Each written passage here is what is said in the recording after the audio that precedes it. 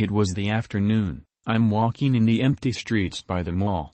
I walk past the old statue of this mall's founder. The statue's so old and rusted, it looks like it could fall apart any second. On the base of the statue is engraved Roy Laker, confident businessman 1942 to 2031. Wait, what? He died 9 years from now? That must just be a mistake. I pull out my phone to check the time. My phone reads 4 p.m. October 1, 2034. What? But that makes no sense. I walk inside the mall to try and find someone to ask about this. But when I walk inside, the mall is completely run down.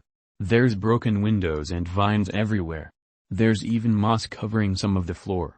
I check my phone again and it reads 4 p.m. October 1, 2037. I run around the mall looking for anyone that could possibly tell what is happening here. I run around the entire mall and notice something off. The more I move around, the more run down the mall becomes. The vines grow rapidly and so does the moss. I stopped moving and the plants stopped growing. I check my phone one more time. It reads 4 p.m. October 1, 2040. I decide to stay still and call for help. I dial my parents' number. No response. I dial my friend's number. No response. I dial 911. No response. I slowly walk out of the mall and as I do I can see the plants growing slowly. I make it to the front door. It's jammed shut with plants. I pull and pull but eventually decide to climb out the window. I walk out toward the street and pass by the statue. The statue looks unchanged. Inscribed on the statue reads, "Here lies Dan Ross, presumed dead 1999 to 2049, but that's my name." I check my phone. It reads 4 p.m. October 1, 2043. I turn around and look at the street I was just walking on earlier. All the houses have been covered in plants and moss. I walk down the street, not knowing what else to do. After walking for a while, I notice something off. I remember there being a giant tree at the end of the street. I walk down to go look for it, but in its place is what looks like a huge wood wall covering miles around. Where there used to be roads and houses is now blocked by this wall. I look around it and notice that it curves around the left and right. I realized that this is the tree.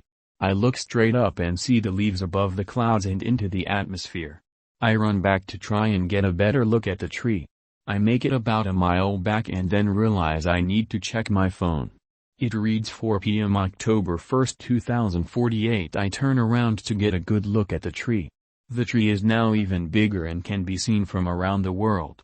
Just then I see a giant shadow looming over me from behind. I turn around and see the giant round yet jagged ship that is flying over this minuscule planet.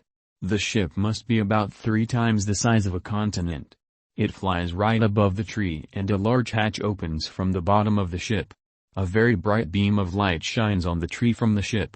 Just then the ground starts to shake and the tree starts to get lifted upwards. And the ground starts cracking to reveal the tree's giant roots, and the ground under me breaks with roots and tree getting lifted up faster and faster. I hang on to the root for dear life and pray. The force that the air pressure is putting on me from leaving the atmosphere at such a fast rate is crushing me. My organs are being squished into my bones and my spine is severing my tissue and organs. The sky goes dark and the air is cold as the tree is lifted into space and carried off by the ship. My ribs impaled my heart and I am frozen. My heart no longer beats and my mind is about to leave. But may my last prayer be answered. What happened to me?